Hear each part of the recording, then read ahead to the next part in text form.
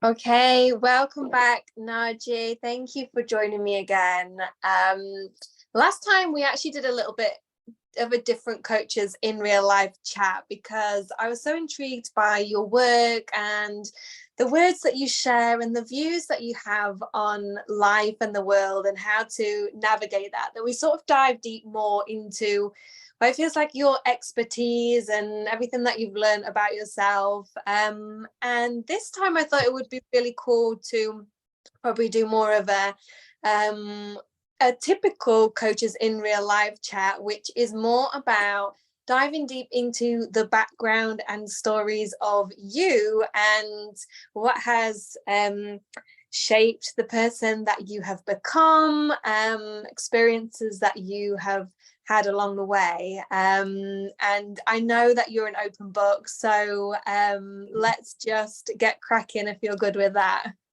Okay, absolutely. First and foremost, thank you for having me again. It was the first one was dope. I really enjoyed it, so I'm glad to be back for part two. So thank you. Yeah, I mean, we've had also a private, I've had a private session with you since as well. And yeah, I feel like you've got a lot to offer and I'm just excited to dive deeper and see where this all came from, like what has come to cultivate the person you are and the work that you're doing in the world today. So what I thought would be a good place to start, and you can take this and just run with it as long as you want to and see whatever comes up for you. But I thought it would be really great if you could tell us about the sort of pivotal moments in your childhood and life that you Mhm. may have now reflected more on that have shaped who you are today. Okay. So great question. So where do we start? I'm trying to see childhood. Let me think. What was a very pivotal moment? I would say a very pivotal moment in my childhood was when my parents got a divorce. When it was eighth grade. I was in eighth grade. And then I ended up having to move with my dad because he moved back to Alabama. I'm originally from California.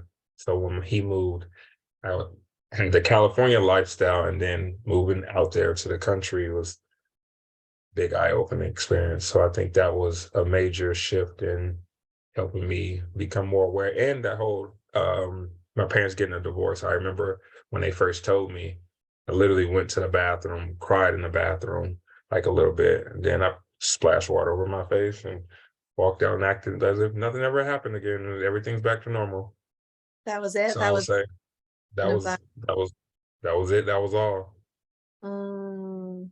I would say so that and then moving was a major eye opener and a major shift for me in becoming like more aware of things. But as a kid, I was pretty aware. I remember my brothers and them would do like doorbell ditch. And I'm like, no, I'm not going to do that. Like, I don't want to be like everybody else. I'm not going to follow. That's the devil stuff. That's bad. I'm not going to do that. That kind of person. Or Wait, just like stuff. is that what we would call knock a door run?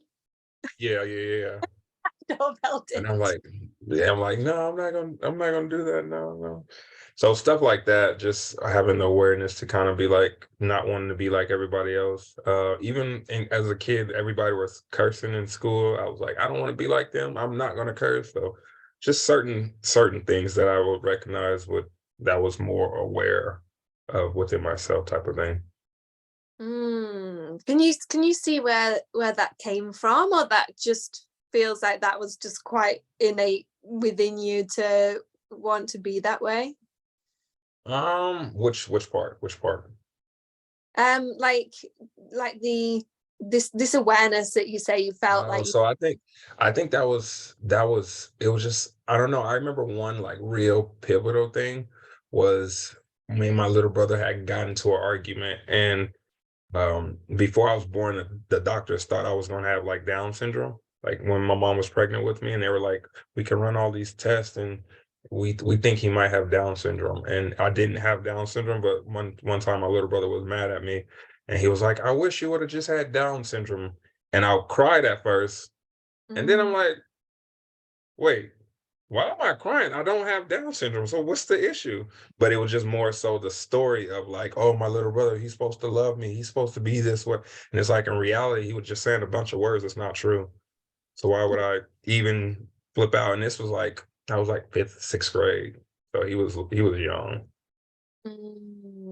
Okay, interesting. And then you were saying about like with your parents' divorce, like life really changed. Like tell us about California life and then Mhm. like what was the difference there? I don't know what it's like So to I would say the environment, big environment. California's a lot faster and it's like a melting pot. So you get all different races, nationalities, just everybody. Then I had all my friends here.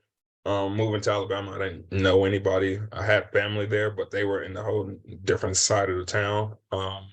It's more so getting adjusted because my parents also did foster care when I was a kid. So we had, I think it was like 13 of us in one household because we had 7 bedrooms. It was a big house. Yeah, it was a pretty big house, and my parents would take in like my cousins and things of that nature. So it was a lot of us. And my dad was like a big kid, so we had trampolines, we had pools, pool court. I mean, we had a pool.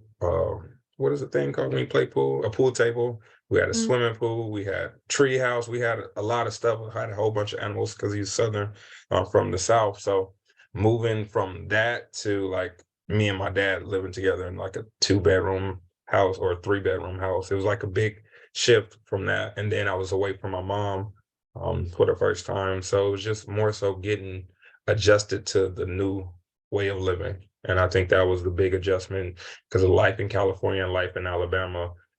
They the way they talk when I went to school, everybody's like country, and I'm like, what are y'all, huh? What y'all saying? And everybody thought I talked proper. And it was just like really getting adjusted to they had to wear uniforms. We didn't have to wear uniforms in California, had to wear uniforms. It was just like a big culture shift for sure, for sure, for sure. And I think that was kind of helping me shape into understanding different people and different personalities and understanding like, yeah, we might look differently, but a lot of people, there's a lot of similarities to us as human beings. yeah, there's some like super good lessons that you can take from that. I mean, that must feel super difficult, disorientating, like displacing as a child to be put in a super different environment and not even like the family unit moving Mhm. house together and things like that, but like you say, actually being opened up to different people and environments is also definitely not a bad thing, right? No, not at all. I think it helped me like understand even sports, 'cause I play sports too. So even football, seeing how like college football out here in California, it's like college is cool, but in Alabama, college football is like everything. Like it's a big, big adjustment to where it's like everybody you either like one school, you like Alabama, or you like Auburn. Like it's either or. You have to pick instantly. Like they need to know, and it's like out in California, people don't even care. Like you like what it's not a big deal, but out there, and then high school football is like a big thing. It's like a big community thing. It's just like they rallied around sports, and then religion out there. The Baptist churches is a lot more into it, and it's a lot different from being down south versus being in California. It's a lot faster in California versus going back down south. Mm. So I'm intrigued because I know that you're back in California now, right? Hmm. W- Hmm.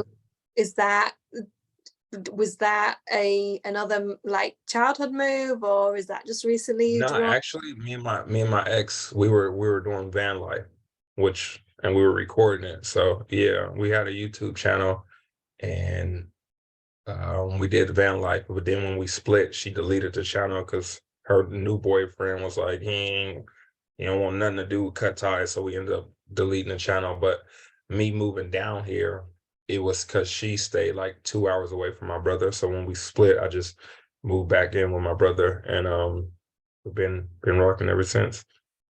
So Right. it was a blessing in disguise because she literally flew, and then we drove my car. It was like a 4 day trip. We drove to California from I was in North Carolina at the time. Mm-hmm. Mhm. Awesome. Like these are things that we like I love to find out. Like these little nuggets of information. Like, oh, you did Mhm. cool. Like all Oh these yeah, things. van life was pretty. I didn't think it was gonna be like, but it was. I thought it was gonna be a lot difficult, but it wasn't. It's like, and realistically, you don't need a lot of space to really enjoy life. Like, Uh, yeah, pretty drawn to that. Like I've started just having a little look on the Facebook groups and stuff because I personally have like just become more and more minimalist with stuff. And hmm it seems like, yeah, if you can have less stuff and still move and maybe explore your own country as well, which I need to do more of. I always just travel abroad, like starting here. Like, yeah, there's something that definitely appeals about that and not needing like a lot of stuff. do it at all.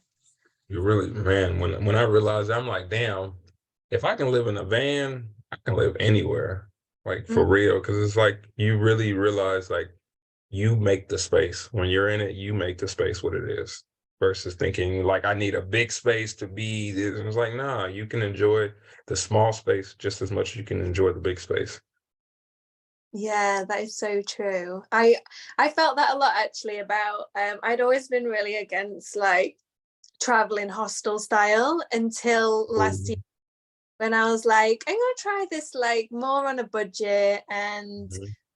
let's do the hostels. Like let's give it more of a chance. I'd had a good experience in one when I first went to Lisbon, and I was like, it just changed my perception. And then all of a sudden, I'm like deep in hostel life, like, oh, it's kind of normal that like this little bunk is just that's my space, Mhm. but it's still my space. And Mhm. like you can make that smallest space a sanctuary still. Like I do my meditation in that space, I'd like Mhm. journal, sleep obviously, and it's amazing how like you don't need all the space and all the Yeah, stuff. you really don't. You really, really don't. And I think it's one of those things, like you said, once you got in it, your perception of it shifted because you don't really understand it till you're in it. And then you're like, damn, I'm cool like in this small little hostel. Like this is me. I can still do everything that I want to do. Like nothing really changed, but you gotta experience to kind of understand it to really know. Yeah.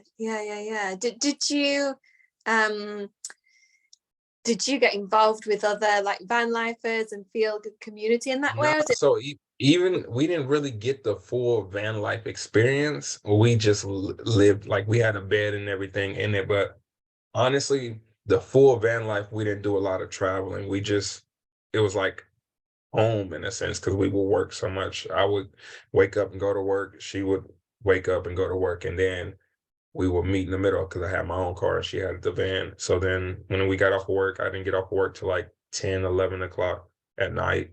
So then we would go to the 24-hour and shower, the 24-hour fitness, which is a gym. We would go there, shower, and then we'll go to sleep. And then we'll wake up. So we didn't get the full van life experience because we were working so much yeah. because we were saving up to get a house. So it was just like a way to save up money. Awesome. Awesome. Mhm. Mhm. Take you back then to the like the childhood thing, maybe into the like coming into adulthood. Like is there any other moments that feel um like things that you want to share that like shaped your experience? I would say the biggest thing was college. My senior year in college. Mm, I was playing basketball and I had a scholarship. But then like a couple weeks before, like they told us like we might lose our scholarship, but like all right, like a week before I was gonna go to school, or 2 weeks before I was gonna go to school, I literally had my car was packed with all my school stuff to go to college, and they told me that they weren't gonna renew my scholarship because the presidents of the school was stealing money for like the last 4 years, so they were in debt to the state. So they cut the athletic funding in half. And all my life, I just knew basketball. I just from the age of 3, that was like who I was. that was your So thing. then that was my thing. So then when to for all for that to be cut away. So I had one more, like I said, I had one more year in school. And for that to be like, what am I gonna do now? I don't all I know is ball. So that was kind of my journey to becoming woke per se, where I would just study like conspiracy theories, psychology, sociology, religion. I would just food, money. I'm studying everything to kind of figure out a sense of identity. Like, where do I go from here? Because I'm not playing ball no more. And I know I don't want to work for nobody because I went to school for entrepreneurship because I never wanted to work for anybody. So it's like I just have to figure this out. So that's why, but like I would say for like 15 hours a day for like 2 months, 2 months straight, I was just watching Netflix and watching YouTube and reading books and just diving deep because I realized now it was like a trauma response to not wanting to be with myself type of thing. Cause it's like I learned to identify with something outside of me to give me a sense of purpose and a sense of drive and whatnot. So it was just like one of those things where once I couldn't use that as a coping mechanism, I couldn't use basketball as an escape. It's like, where do I go from here? And Yes. And even though it's stuff that like looks healthy and it's like learning stuff and it's growing, and I feel like I've seen this or heard this from people's journeys then with getting into the gym and health and fitness, like Mhm. still be an escape, can't it? Oh yeah, for sure.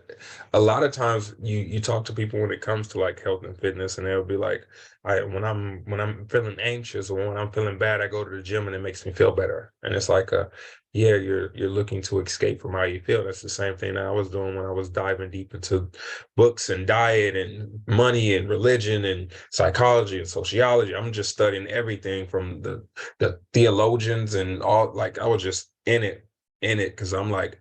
I don't know what I'm gonna do. I don't know who I am. I have to figure this out. And then I was super into like church and stuff. And then going through that experience, it kind of made me like really question, like, why am I into this? Where did this come from? What is all this about? Let me go deeper into that to understand what this means. And then it was just like it shaped me to now I started having my own way of thinking versus thinking for like, oh, they say you need to think this way, but then you study this and it's giving you a whole different perspective. And it's like, oh damn, okay, I kind of resonate with that more than this. So now I can go with that type of thing. And then it's like, okay, I like that right there, but I don't like that. So I'm gonna take that part. And it's just really starting to construct my own identity and who I wanted to be as the person versus who I was told I should be by the world, pretty much. Yeah, it's interesting to like start learning so much stuff as it's still a fairly young age though as well. 20, 21, yeah, 21. It was just like one of those things where it's like, and I went to Alabama originally to work with my dad because he was a landscaper, but then it was in the winter when I ended up going down there, so there's nothing to do. You're not gonna cut grass out in the cold because it's not Mm. growing like that. So it's just like I just had a whole bunch of idle time to really just figure it out. I was calling people, asking questions. I just was like, I'm in it. I really need to figure this out, type of thing. Yeah, yeah, yeah. So did you have like, obviously you're using these things as an escape. Is there sort of a moment that sometimes there's a bit like this big moment through our health or through something that happens in our life, there's the realization of like, oh, this is what I was trying to escape from and now I have to face it head on, and that can be a super difficult time? Or is it just something then that more released like bit by bit, along the way? So I would say me breaking up or my ex breaking up with me, the van life, the Mm, girl I did the van life with, that was one of those pivotal moments. And then because I kind of felt myself like anytime I would talk about her, it was always kind of like my way of making her bad so I can feel better about myself type of thing. Like she was the villain, like she was the crazy one, she did all this stuff. And it was not me not paying attention to the impact that I had on her and right. the part that I played in what happened and me just trying to make it about her. So it was like one time I was telling person about her and they were like, yeah, she crazy, she was wrong. And I'm like, wait, was she actually crazy? Mm, Did I not do any like I wanted them to tell me that she was crazy so I can feel like, yeah, she was crazy. But I'm like, I've been telling this is like the sixth person that I'm telling this story to, and they're telling me the same thing. Why am I telling? Why am I still something's what's going on? Why am I still doing this? Again, and that's kind of how I got into the emotional awareness. Like I needed to figure it out. I have to figure like what's going on here. So I'm listening to therapists, I'm listening to psychologists, I'm listening, reading books again, diving Yeah. deeper into podcasts. And this was last 2 years ago. So I Okay. dove deeper into all that. And then I finally came across, I figured it out. And during that process, I met, like, we had a mutual friend, and she was going through something, and I was going through something with her partner or her boyfriend, and they broke up. So then we kind of trauma bonded, even though we were friends, we kind of trauma bonded. And then she was into books and I was into books. So then we always talking about books and so on and so forth. And when she split from me, that was the real catalyst to kind of like open me up to where I knew of something's going on within me because this keeps happening. And it was a lot of me not being safe and hope being a safe space for people, but it was just because I wasn't a safe space for me. And I remember having a conversation with her, um, and it hit me. It was like it's like a 3-year old, like a little kid, and I just couldn't stop crying because it was like that's what's going on. And I realized the trauma from being the youngest to having my little brother and him being the youngest. So now all the attention was on him, and he's 3 years older than me, so or 3 years younger than me. So as a 3-year old, how do you explain, mommy, I want the same attention that you are giving him that you used to give me. Can I get that back now? He's like, I get he's here, but give me that attention that I want. So then I would act out. And when that happened, my the ways in which I would act out, my family kind of, or not family, they thought I was being disrespectful or hard headed or ungrateful. So then I'm like suppressing that more and more because like I just did this and now it didn't work out. So now I don't want to do that no more. I'm gonna just not be happy, or I'm gonna not be a burden to my mom, or I'm not be a burden to my dad, type of thing. So that was another big catalyst to really exposing me and understanding how deep the trauma is within everybody.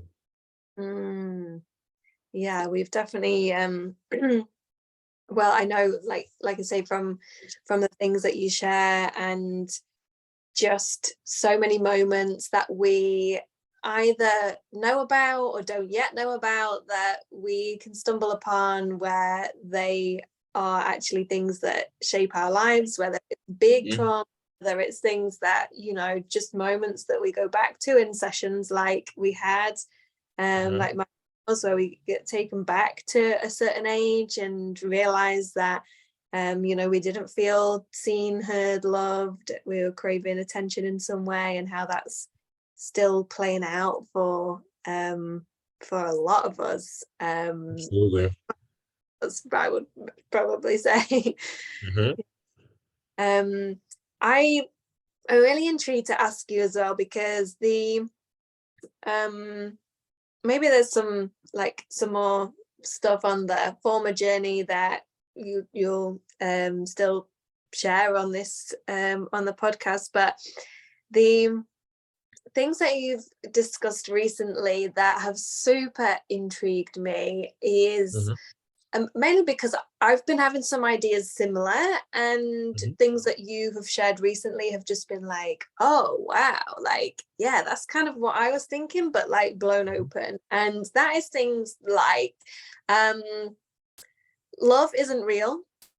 And Mhm. also, like, you shared like the story of the origins of marriage, and Mhm. I personally feeling recently like I've been diving deep into freedom and what that means to me, and I just Mhm. haven't to get my head around what the benefits of marriage might be, like Mhm.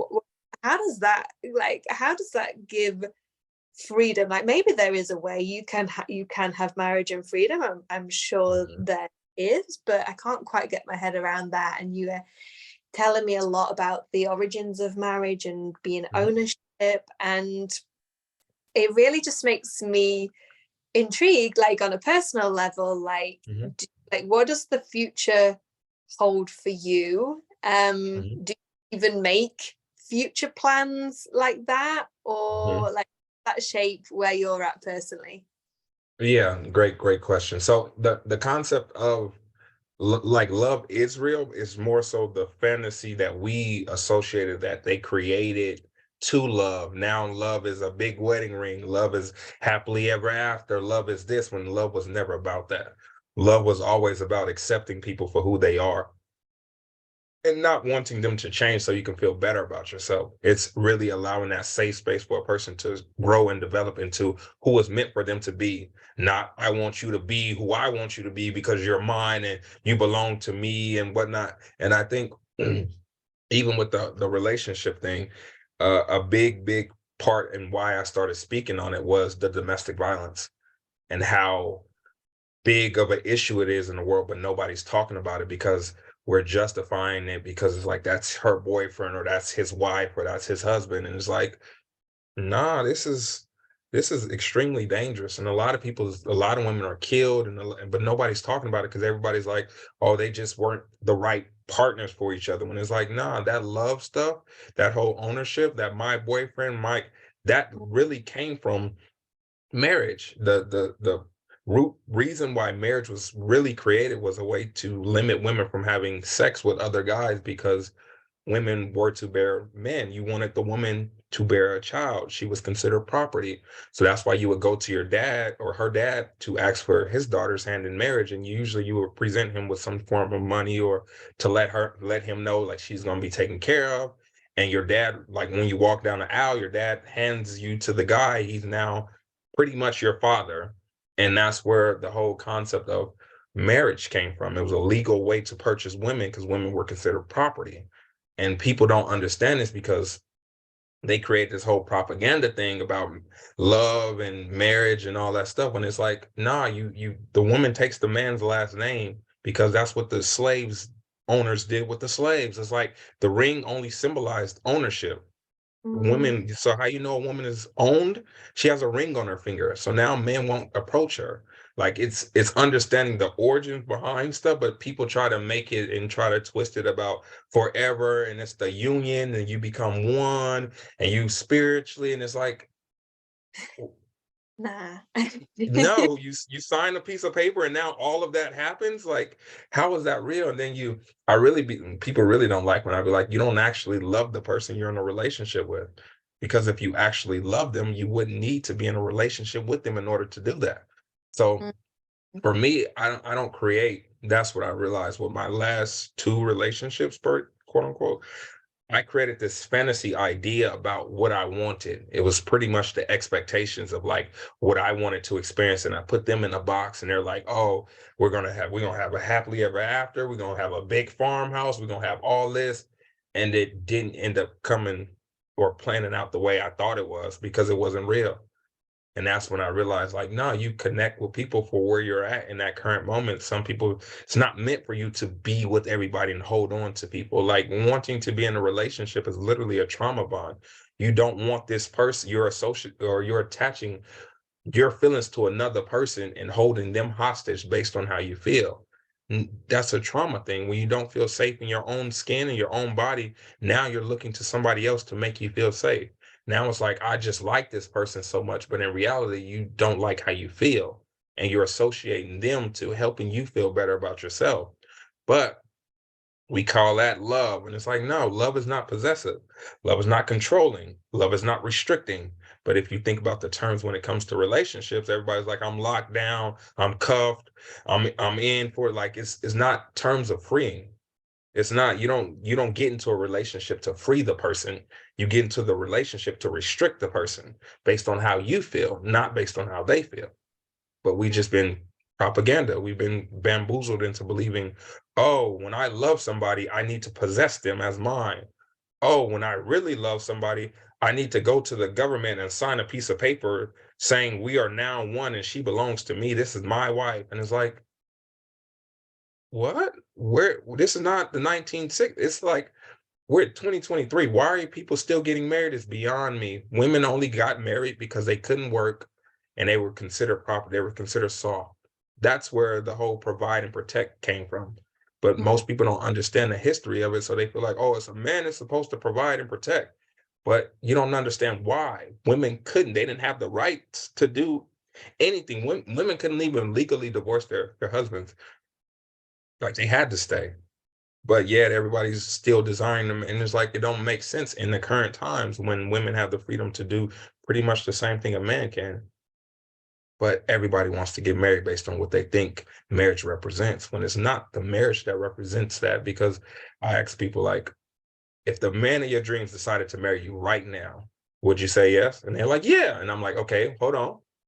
He he never listened to you. You felt unseen, you felt unheard, you still felt unsafe. Would you still want to marry him? And they're like, no. And I'm like, yes, because you're associating marriage to safety. It's the complete opposite. The honeymoon phase is cool. Don't get me wrong, it's cool in the beginning. But in the Disney movies, it said the end at the end. It never, once you get married, that's when it starts. The end is when your relationship actually starts. But we don't know that because we only see the end goal of what we want. So now you don't realize it's a journey. People don't get into relationships trying to learn people's traumas. What triggers you? How do you regulate your own emotions? When you get traumatized, I mean, when you feel like you're unheard, how do you react from that? Do you shut down? We don't care about that kind of stuff because we're not looking to really connect with people for who they are. We're looking for them to be a placeholder in the story of what we want to experience in this happily ever after life that we created in our minds. As a kid, though, not realizing you're not, a kid is not going to know, like, my husband's going to be traumatized from his mom and he's going to be projected. Like, you don't think about this stuff. It would go against the fantasy.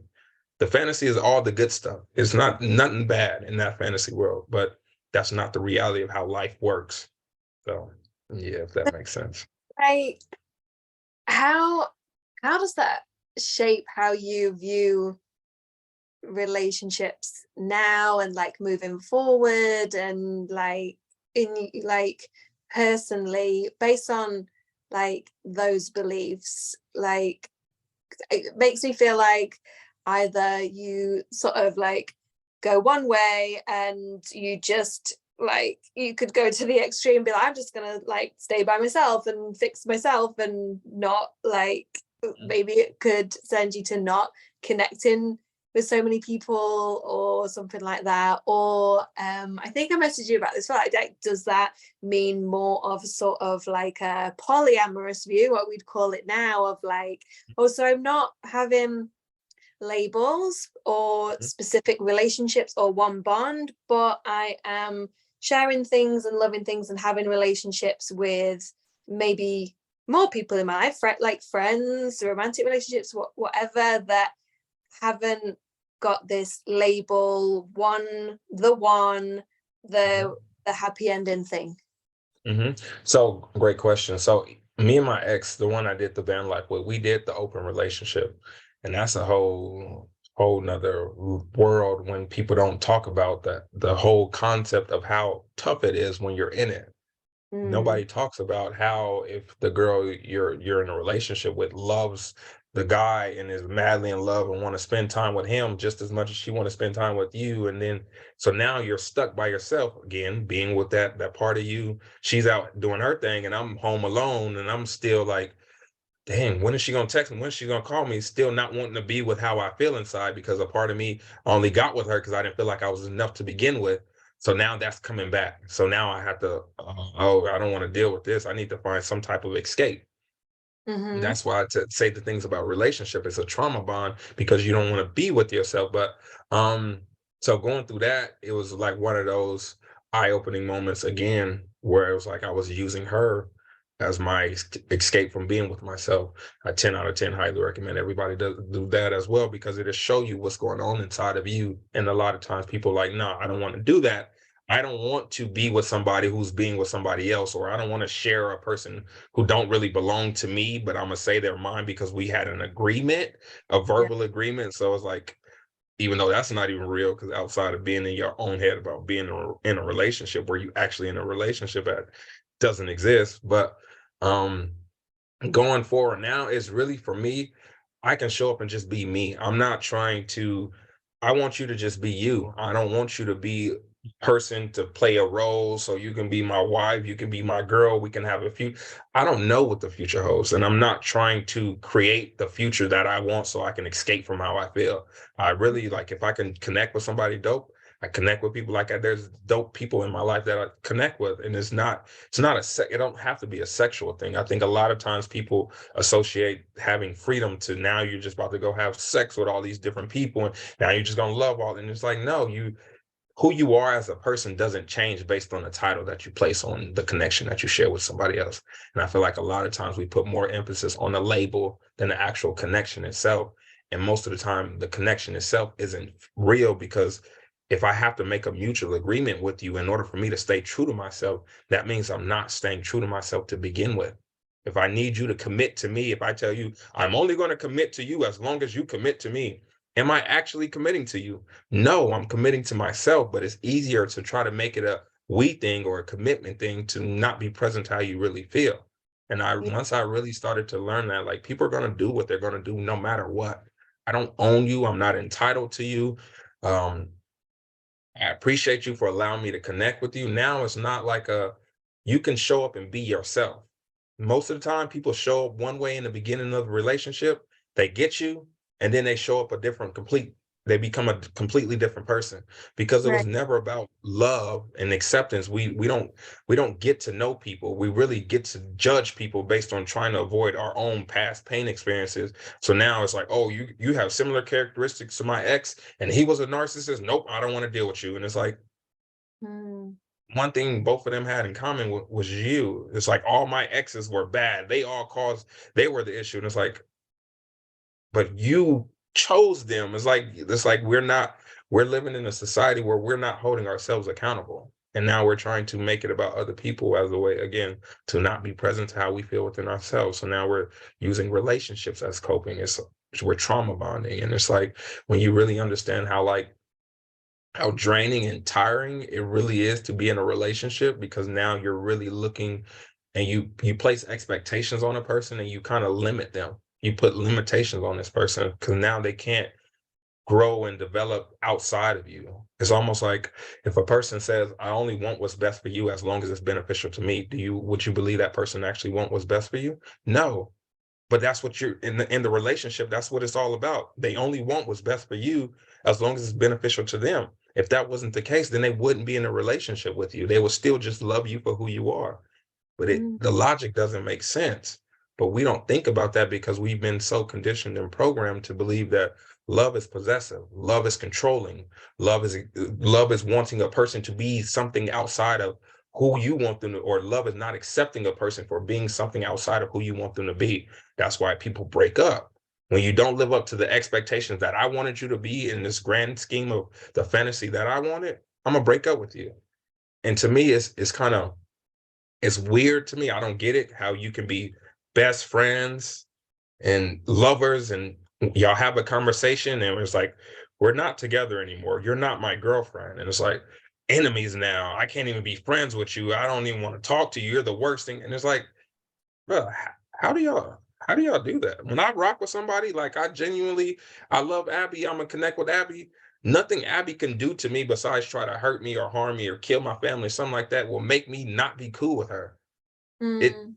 I don't know how to just turn it off. Like I don't know how to do that. So it's like even my exes and all the stuff that she did, and it's like I appreciate them because if it wasn't for them, I wouldn't be the person I am today. So it's no love lost at all. And I still want what's best for them. And I tell people, don't put me first, put yourself first. And I'm gonna cheer you on and you doing that because that's what connection is all about. It's all about love. And love is genuinely just accepting people for who they are.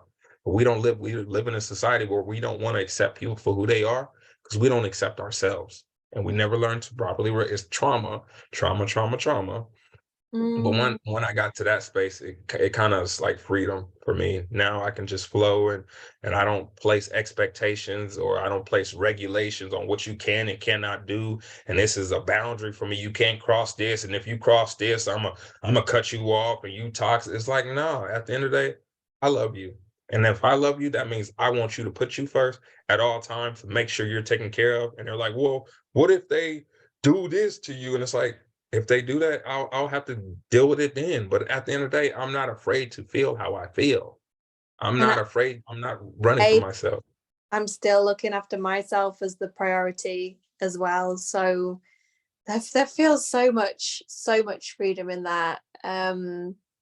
Yeah. And I mean a lot of um the things that you talk about are relationship like based on that subject of life, but do you think that, or does it feel true to you that the approach that you have and not getting too attached, or not, really setting goals or having a specific vision for your life, like does that ring true throughout other areas of your life as well?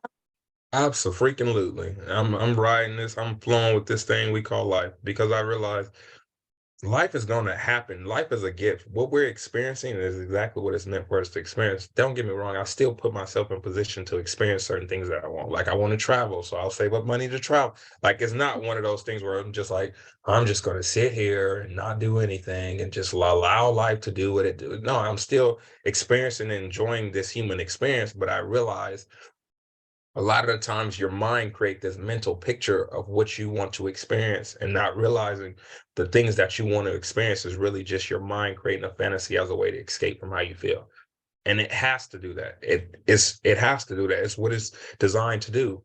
So it's doing its job. And when I realized, okay, what's determining why I want this thing? What's the why behind why I want to get married? What's the why behind why I want to be with this person? What's the why?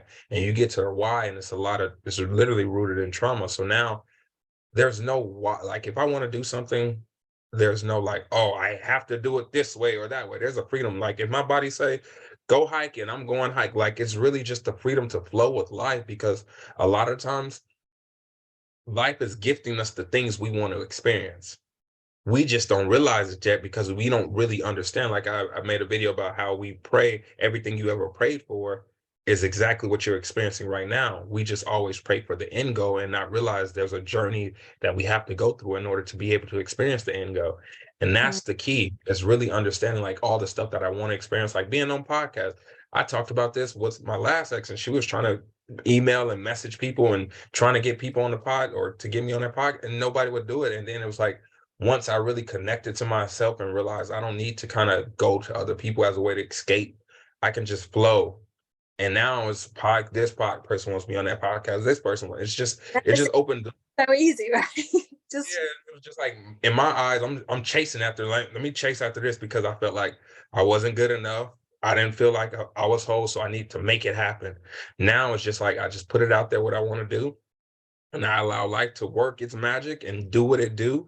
And there's no expectations on it. There's no stipulations. I'm just flowing, like whatever comes my way is meant for me to experience because I know life is gifting me this experience. Everything is working for me and not against me. So when I realize that, now I'm flowing with life. Now I'm not in resistance. So now if I meet a dope person, I can connect with that dope person. If they decide they don't want to deal with me, it just wasn't meant for them to do. Like it's no holding on and no being attached. And it's just like, I don't know. For me, that was just too much. It's tiring. It's like a lot. And I'm like, how do y'all do this? Y'all want to be in a relationship so bad, but most of the time they don't.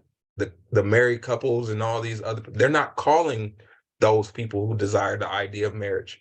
They're calling people who understand trauma and really like therapists, quote unquote. They're calling people who can help them.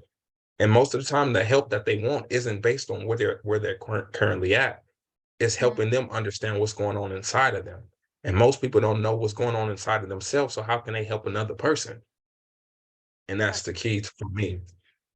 yeah, If it's that so makes I am resonating a lot at the moment with, like, I feel like this journey is very recent for me as well, like these realizations, like a lot of, in the last, say, five years of my journey being like alluding to these things, and the way that you say that you're living now and having this like complete non-attachment and just experiencing the things that are coming up, but taking some inspired actions that come to you, but then like the rest, like just take the pressure off and let whatever's going to come. And can't remember what I was going to lead on to from what you said there, but yeah, for me, that is the freedom thing. And like you say, like in business, it's just a similar thing to the relationships. Like we want to have the clients and the money, because all of these things mean love and acceptance and attention and things like that, right? But Yeah. like particularly this last 6 months, I've just been practicing on like, how do I actually just want to feel in my business, and how can I get that into my life now? And similar thing, like I decided that I want to feel connection now. I don't need to feel it when I have a relationship or when I get clients or when whoever else into my life. So I've started literally just creating more conversations with people, which led to like this Coaches in Real Life just starting on Instagram, because I just wanted to connect people with people and get to know them on a like a non-sales level, like with no dangers that we're going to try and sell to each other on this Yeah. call.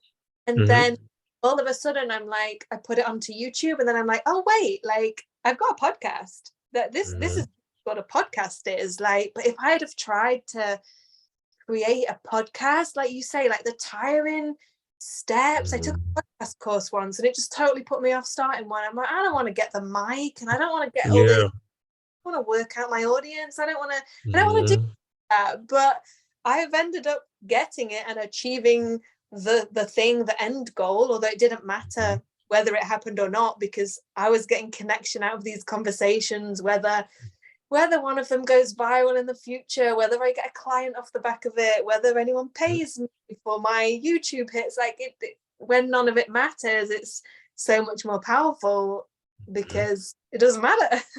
Yeah, it's really it's dope that you said that, because a lot of times, and it goes back to relationships, a lot of times we equate how we feel to the external thing. So it's like I only allow myself to feel this feeling when I make a lot of money. I will only allow myself to feel this feeling when I have a lot of followers. I will only, and it's like, you can feel that feeling right now. You determine that feeling. What you see in the external world is really just how you feel internally. So you're seeing your feelings, but it's like when you don't feel whole and safe within yourself, you're not going to see safety in the external world, because it's reflecting how you feel. But when you're okay with how you feel and you're not trying to chase after nothing, or you're not trying to get something from doing something, it's like there's a lot of freedom, because now you're allowing life to gift you what's going to come from this, versus, oh, I only want this and it's going to come this way. And it's like now you're closing off all the endless possibilities of all the different avenues things can come to you, because you're only focusing on, again, the end goal. That's why, like, I tell people, I connect with you to accept you for who you are, because in accepting you for who you are, it'll help me learn something about me that I never knew about myself, because no two people are the same for a reason. Each person we interact with can help bring awareness to you in ways in which the next person couldn't, because their story is different. So I can relate to you for your story and what you've been through, and I can relate to them for their story and what they've been through, but it's not a competition. Everybody's competing like we're losing out on people. Like, I don't want to lose, the fear of loss. It's not real. You can't lose something that was never yours to begin with. But in our minds, we'd be like, yeah, they belong to me. This is mine. It's like, even with business, you just flow with it. Like, if I make money, great. If I don't make money, great. I'm gonna be okay, because as long as you're okay with how you feel, it won't matter anything outside of that, because I'm okay with me.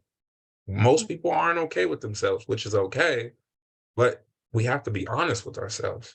And a lot of times nobody's being honest, because we're hiding behind words like commitment and love and all this stuff. And most people, you ask them what they define as that in their own words, and they can't tell you.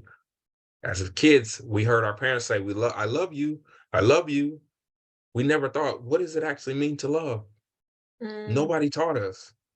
You'll get spankings and your mom will say, I love you. And it's like, spankings mean love. Like, how do you?